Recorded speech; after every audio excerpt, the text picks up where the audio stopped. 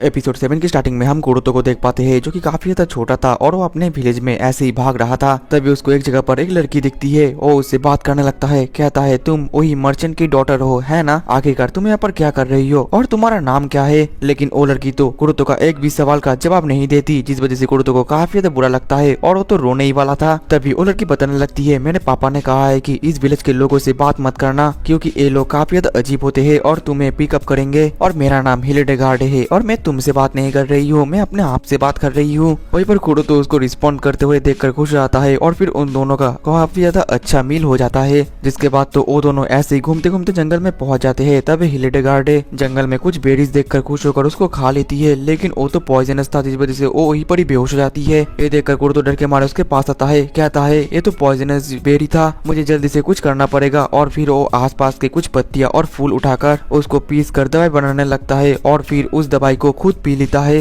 और फिर अपने मुंह से उस दवाई को हिलेडेगार्ड के मुंह में ट्रांसफर करने वाला ही था कि तभी कुरुतो का आँख खुल जाता है और हमें पता चलता है कि ये सब कुछ तो कुरुतो सपना देख रहा था। और फिर अपने मन में कहता है ये बस तो एक सपना था और इसको हुए तो काफी साल बीत चुके हैं। वहीं पर वो सभी तो कैरेज में बैठकर किसी और ही विलेज में जा रहे थे क्योंकि उन लोगों को बुलाया गया था। अब अगले दिन में वो लोग उस विलेज पर पहुंच जाते हैं और हमें पता चलता है कि उस विलेज में पानी का समस्या है, वहाँ पर पानी बहुत ही ज्यादा कम है जिस वजह से ना फसल अच्छी से उग रही है और ना ही वो लोग अच्छे तरीके से रह पा रहे हैं। वहीं पर यूलिशिया जैसे इस प्रॉब्लम को थोड़ा सा जांच करती है तो उसे पता चलता है कि पासी के शहर में बहुत सारा पानी का स्टोरेज है, जिसमें वो बंदा कहता है हम लोग पासी के शहर से काफी ज्यादा नेगोशिएट करने की कोशिश कर रहे थे लेकिन वो लोग हम लोग को पानी देने के लिए राजी नहीं है। इसी वजह से तो हम लोग आपके एटलियर की मदद मांग रहे हैं ताकि आप लोग हमारे पानी देने में मदद कर सको। अब अगले दिन में यूलिशिया बात खत्म करके उन लोगों के पास आता है, लेकिन वहाँ पर तो सिर्फ डांसो था। वो बाकी लोगों के बारे में पूछती है। डांसो कहता है वो सभी लोग उस माउंटेन के टॉप में गए हैं। जिसके बाद यूलिशिया और भी बाकी लोगों के पास जाती है जहाँ पर की उनकी जो चीफ थे वो भी यूलिशिया को देखकर रो रही थी और कह रही थी प्लीज हम लोगों को पानी देने में मदद करो। यूलिशिया उनको संभालती है और कहती है आप चिंता मत करो, मैं कुछ ना कुछ बंदोबस्त कर दूंगी। तभी उनके पास दो बंदे आते हैं और बहुत ज्यादा चिंता में आकर कहते हैं चीफ जल्दी हमारे साथ माउंटेन के टॉप में जाइए, वहाँ पर कुछ हुआ है। वहीं पर यूलिशिया भी सुनकर काफी ज्यादा हैरान हो जाती है। अब अगले दिन में जैसे यूलिशिया एकदम टॉप में पहुंचती है तो वहाँ पर वो बहुत बड़ा पानी का लेक देखकर काफी ज्यादा हैरान हो जाती है।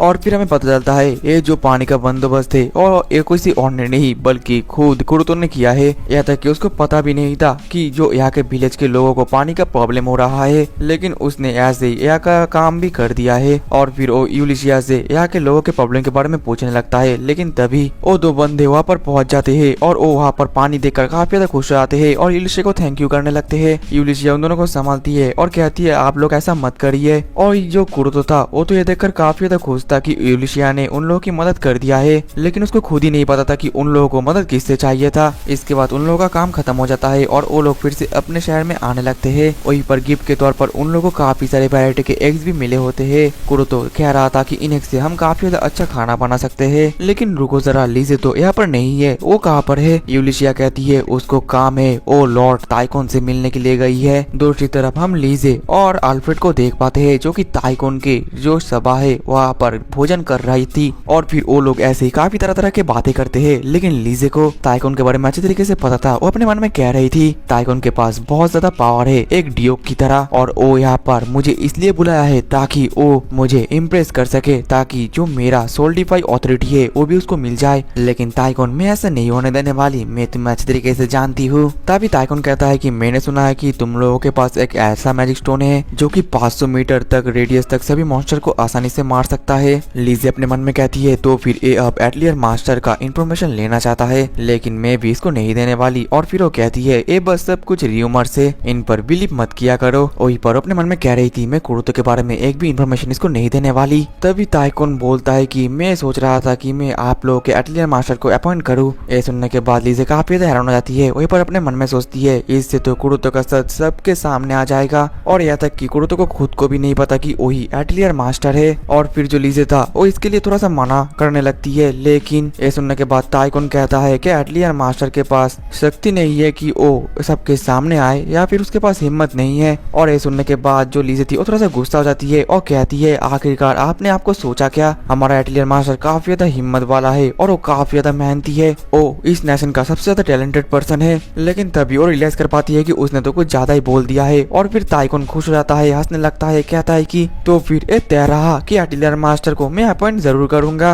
अब अगले सीन में लीजे ये सब कुछ यूलिशिया को बता रही थी। वहीं पर यूलिशिया कहती है आखिरकार तुमने क्या कर दिया। लीजे कहती है मेरे पास और कोई ऑप्शन नहीं था, मैं क्या ही कर सकती थी, और कुर्तो के बारे में बुरा भला बोल रहा था इसलिए मैं और सहन नहीं कर पाई। लेकिन कुर्तो से याद आया आखिरकार वो है कहाँ पर। यूलिशिया कहती है हम लोगों को कुछ अंडे मिले थे और तब उसमें से एक अंडा हैच होने वाला है, जिस वजह से कुर्तो उसको ध्यान रख रहा है। और फिर वो लोग ऐसे बात कर रहे थे कि तभी कुर्तो चिल्लाता है, कहता है ये अंडा हैच हो गया है, जल्दी यहाँ पर आओ। और फिर यूलिशिया और लीजे जैसी वो देखती है तो वो देखकर वो लोग काफी ज्यादा शॉक्ड हो जाते हैं, क्योंकि उस अंडे से तो एक छोटी सी बच्ची निकली थी जो कि बहुत हद तक कुर्तो की तरह लग रहा था। अब अगले सीन में वो सभी तो एक जगह पर बैठकर मीटिंग करने लगते हैं और हमें पता चलता है ये बच्ची 3 साल की है और वो इसी तरीके से अंडे से निकली है। और तभी वो छोटी सी बच्ची तो कुर्तो को देखकर पापा पापा कह रही थी, जो सुनने के बाद तो सभी काफी ज्यादा हैरान हो जाते हैं। तभी यूलिशिया कहती है कुर्तो इंसानों के बच्चे अंडे से नहीं निकलते और ये अंडे से निकली है, मतलब कि ये किसी प्रकार का मॉन्स्टर हो सकती है। कुर्तो शॉक्ड हो जाता है, कहता है मतलब कि ये लड़की बड़े होकर मॉन्स्टर होगी और हम सबको मार देगी। यूलिशिया कहती है कि हाँ ऐसा हो सकता है, इस वजह से इसको मुझे सौंप दो। कुर्तो कहता है आखिरकार तुम इसके साथ क्या करने वाली हो।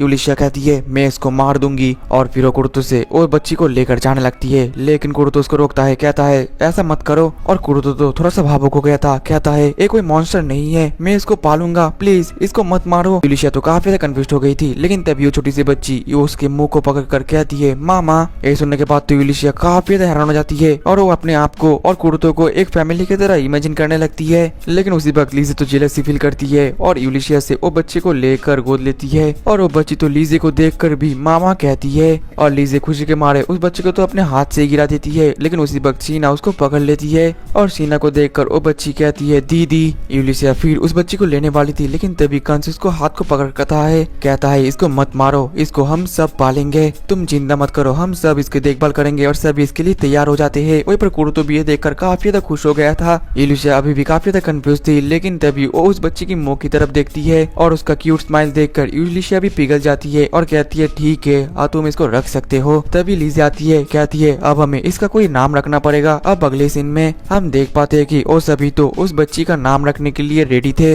लीजे कहती है ये मेरा और कुर्तो का बच्चा है तो इसका नाम मेरे और कुर्तो के नाम से रखा जाएगा। यूलिशिया फिर कहती है नहीं नहीं ऐसा मत इमेजिन करो। और फिर वो कुर्तो और उसका नाम मिक्स करके नाम बताने लगती है और ऐसे ही नाम बताते बताते उन दोनों के बीच में तो थोड़ा सा झगड़ा हो जाता है। उसी वक्त वो जो छोटी सी बच्ची थी वो जाग जाती है, कहती है मम्मा क्या आप दोनों लड़ रहे हो। ये देखकर तो वो दोनों उस बच्ची के पास आते हैं, उसको पकड़ते हैं, कहते हैं नहीं हम नहीं लड़ रहे हैं। और ये सब कुछ कुर्तो नोटिस कर रहा था, अपने मन में सोच रहा था कि इस बच्ची की वजह से यहाँ पर झगड़ा नहीं हो रहा और इस सभी को एक साथ लेकर चल रही है। एक काफी एक मिस्टीरियस गर्ल है तो क्यों ना हम इसका नाम आकुड़ी रख दे। और वो बच्ची भी अपना नाम आकुड़ी सुनकर काफी ज्यादा खुश हो जाती है और आकुड़ी आकुड़ी चिल्लाने लगती है। अब अगले दिन में रात हो जाता है और यूलिशिया तो आकुड़ी को लेकर सो रही थी, लेकिन तभी उसके पास एक सोल्जर आता है और फिर यूलिशिया उसको आकुड़ी के बाल और सलाइवे का सैंपल देती है और अपने मन में कहती है मिमी को इसको टेस्ट करेगी, क्योंकि अभी भी हमें पता नहीं है कि ये खतरनाक है या नहीं। अब अगले दिन सुबह हम देख पाते हैं कि कुर्तो ने तो आकुड़ी के लिए एक काफी ज्यादा एक अच्छा खेलने वाला घर एक ही रात में बना दिया था। वहीं पर यूलिशिया अपने मन में कह रही थी मैंने कुर्तो को ये बनाने के लिए कहा है, यहाँ पर एक भी खिड़की नहीं है, ये एक प्रिजन से कम नहीं है, लेकिन जब तक ना रिजल्ट आए तब तक हमें इसको ऐसे ही रखना पड़ेगा। मुझे माफ करना कुर्तो, क्योंकि मैंने तुम्हें ऐसे बनाने के लिए कहा है। वहीं पर जो आकुड़ी थी वो इतना सारा खेलने का चीज देकर काफी ज्यादा खुश आती है और उन सभी से खेलने लगती है। तभी यूलिशिया कहती है शीना आकुड़ी का ख्याल रखना, हम दोनों काम के करके आते हैं। आकुड़ी उनके पास आती है, कहती है मम्मा पापा क्या आप हमारे साथ नहीं खेलेंगे। यूलिशिया कहती है कि नहीं हम काम करके जल्दी तुम्हारे साथ खेलने के लिए आएंगे, तुम यहीं पर ही रहना और दीदी को तकलीफ मत देना। अब अगले दिन में वो दोनों काट में बैठकर वो इस काम करने के लिए जा रहे थे, लेकिन कुर्तो अभी भी उदास था। ये देखकर यूलिशिया कहती है कि कुर्तो जल्दी से हम काम खत्म करके आकुड़ी के साथ खेलेंगे। ये सुनने के बाद तो कुर्तो थोड़ा सा खुश हो जाता है, लेकिन तभी कुछ आवाज आता है जो सुनकर थोड़ा सा हैरान होते हैं और कार्ट को रोकते हैं। लेकिन जैसी वो कार्ट के अंदर चेक करते हैं तो उसके अंदर तो आकुड़ी थी। ये देखकर वो लोग काफी ज्यादा शॉक्ड हो गए थे। वो आकुड़ी से पूछते हैं कि आखिरकार तुम यहाँ पर कैसे आई, तो आकुड़ी कहती है कि मैं जम करके यहाँ पर आ गई। दूसरी तरफ तो शीना आकुड़ी को ढूंढ ढूंढ कर पागल हो रही थी। उसी वक्त तभी वहाँ पर वही सोल्जर आता है सैंपल का रिजल्ट देने के लिए, लेकिन उस जगह पर कुर्तो था, जिस वजह से वो सोल्जर अपना बहस बदल डाल देती है। यूलिशिया फिर कहती है वहाँ पर एक आदमी है, मैं वहाँ उसके पास जाकर खबर पहुंचा देती हूँ कि आकुरी हमारे पास है, और फिर वहाँ पर चली जाती है। उसके जाने के बाद कुरुतो अपने मन में कह रहा था पिछले दिन यूलिशिया आकुरी को मारना चाहती थी क्योंकि वो हम सभी का भला चाहती थी, लेकिन उस दिन मैंने उसके ऊपर कोई ज्यादा ही चिल्ला दिया, मुझे ऐसा नहीं करना चाहिए था। और फिर यूलिशिया कुरुतो के पास आती है और कहती है कुरुतो हमें इसके फ्यूचर के बारे में सोचना पड़ेगा, इसको हमें अच्छा तरीके से पालना पड़ेगा। कुरुतो फिर कहता है हाँ तुमने बिल्कुल सही कहा, लेकिन अचानक से तभी वहाँ पर एक बुढ़ा आदमी आ जाता है। कहता है तो तुम ट्रैवलिंग हीरो यहीं पर आ ही गए, तुम्हें डिमालॉट को हराना पड़ेगा और इस दुनिया को बचाना पड़ेगा। वहीं पर उस बुढ़े आदमी का बात सुनने के बाद तो कुरुतो और आकोरी दोनों ही सीरियस हो जाते हैं और कहते हैं हाँ हम हमारा बेच देंगे। और उनको इतना ज्यादा सीरियस देखकर तो यूलिशिया हैरान हो गई थी कि आखिरकार ये लोग क्या कर रहे हैं और यहाँ पर चल ही क्या रहा है। और दोस्तों इसी के साथ ही हमारा एपिसोड 7 खत्म हो जाता है। तो दोस्तों मिलते हैं नेक्स्ट एपिसोड में, तब तक के लिए टाटा बाय बाय सायोनारा।